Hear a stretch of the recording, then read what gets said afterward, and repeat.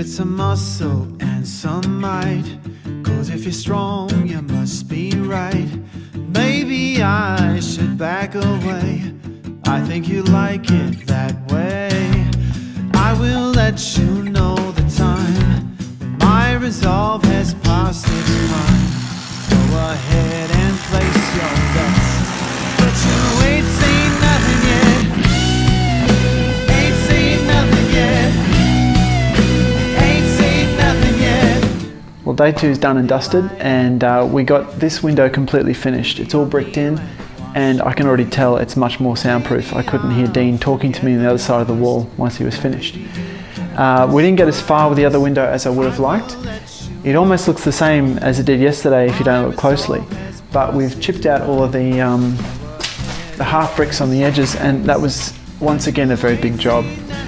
So this is ready for being bricked tomorrow, and we hope to do the whole thing in that one day.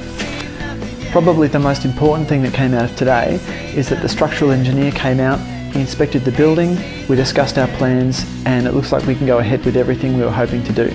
We do have to build a load-bearing wall in the middle of this building to support the trusses, and we have to do a little bit of extra framework in the ceiling above, but it's all good. Now, I won't tell you exactly what he told us to do because every project is different and you need to get your own structural engineer to inspect your building. I wouldn't want to tell you what we're going to be doing and have you then go and copy that, because it may not work for your building and it could be a potentially dangerous situation. But the good news is we can go ahead with our plans and full steam ahead.